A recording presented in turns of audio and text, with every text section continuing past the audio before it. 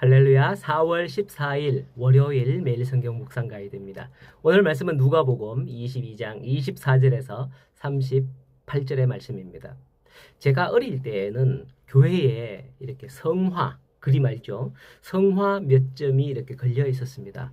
기도하는 다니엘의 모습은 주일학교에 걸려 있었고요.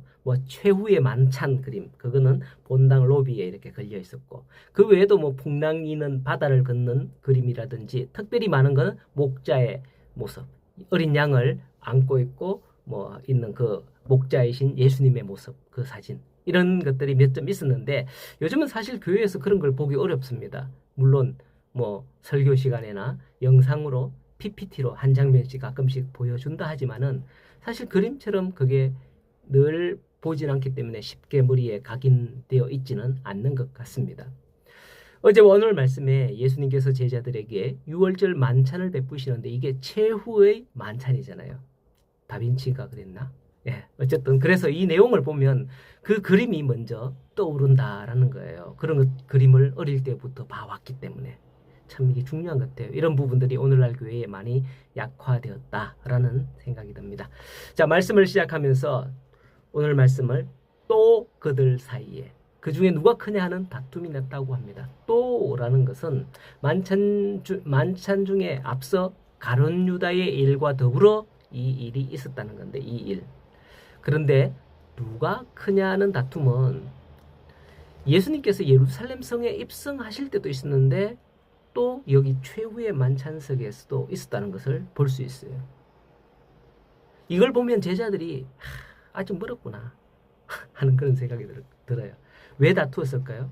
아마도 제 생각에는 유월절 만찬석의 자리 다툼이 아니었겠나 싶습니다. 미켈란젤로의 최후의 만찬은 사진을 찍듯이 그냥 일렬로 쫙 앉혀서 이렇게 찍었습니다만, 실제 유월절 만찬의 자리는 우리가 식당에 가면 테이블에 이렇게 둘러앉듯이 그렇게 앉았을 것으로 봅니다. 그러나 누가 예수님의 옆자리에 앉냐, 누가 예수님의 앞자리에 앉냐, 이런 게 다툼의 원인이 아니었겠나 싶어요. 30절에 보면 너희로 내 나라에 있어서 내 상에서 먹고 마시며 또는 보좌에 앉아 이스라엘 12지파를 다스리게 하려 하노라 했거든요. 보좌에 앉아, 보좌에 앉히겠다는 말씀이죠. 그땐 예수님께서 일일이 자리를 마련해서 앉혀줄 테니 제발은 지금 좀 다투지 마라, 이런 거 아니겠어요? 그런 제자들을 보시고 28절에 너희는 나의 모든 시험 중에 항상 나와 함께한 자들이다 합니다. 울산 섬김의 교회가 원래 개척 10주년인 걸로 알고 있습니다. 제가 여기에 협동 목사로 지금은 섬기고 있는데요. 그간 좋은 일, 어려운 일, 안 좋은 일, 좋은 일 많았던 걸로 압니다. 결코 하 목사님이 제게 그걸 이야기했다거나 이런 건 아니에요. 별로 안 들었어요. 저도 예전에 개척할 때 생각이 납니다. 한번 했었거든요. 2013년에 대구에서 개척을 한번 했었는데, 지금은 또 다시 개척을 준비하면서 이거 힘든 건 아닐까, 이런 생각이 앞서서 덥석 먼저 시작하지 못하고 있는 거예요. 사실은 목사님들이 가장 크게 스트레스 받을 때가 언제인지 아십니까? 돈이 없을 때도 아니고 건강이 나쁠 때도 아닙니다. 통계에 따르면 교인들이 교회를 떠나갈 때 가장 스트레스를 많이 받는다고 하죠. 비록 한 명일지라도 시험을 이기지 못하고 떠나는 성도가 있을 때 담임 목사는 가장 심하게 스트레스를 받기 때문에 건강도 해치고 이렇게 안 좋아진다라는 거죠. 사실 원인이 거기에 있는 거예요. 사실 예수님도 그런 경험을 한 적이 있으시거든요. 언제냐면 요한복음 6장 마지막 절에 보면 예수님의 책망을 듣고 떠나는 사람들을 보시면서 제자들에게 묻죠. 너희도 가려느냐? 그때 힘이 되었던 게 뭔지 아세요? 예수님이 힘이 되었던 게, 베드로가 총대 메고 말합니다. 주여, 영생의 말씀이 주께 있사오니 우리가 누구에게로 가오리까? 우리가 주는 하나님의 거룩하신 자인 줄을 믿고 알았사옵나이다. 알고 믿었사옵나이다가 아닙니다. 믿고 알았사옵나이다. 이렇게 말씀을 하고 있죠. 그래서 예수님은 오늘 말씀에서 시험 중에 항상 나와 함께한 너희들이 고맙다, 하시면서 너희는 장차 내 나라에 12보좌에 앉아 12지파를 다스리게 하려 하노라. 왜 싸우느냐? 뭐 이런 거죠. 우리는 가끔 말이라도 그렇게 해주니 고맙다 이런 말 쓰죠. 하지만 예수님께서는 이 말씀을 그냥 툭 던지듯이 한 게 아니에요. 31절 이하에 보면 대표적으로 베드로를 예를 들어 말씀을 합니다. 시몬아 봐라. 사탄이 너를 밀 까부려듯이, 옛날에 키 알죠? 밀 까부려듯이 이렇게 하려고 요구하였으나 내가 너희를 위하여, 너를 위하여 안 되세요. 너희를 위하여라는 것은 시몬이 베드로잖아요. 베드로 대표적으로 베드로에게 말하지만은 내가 너희를 위하여 모든 제자를 위하여 믿음이 떨어지지 않기를 기도하였다 말하는 거예요. 가룟 유다만 예수님을 배반한 게 아니거든요.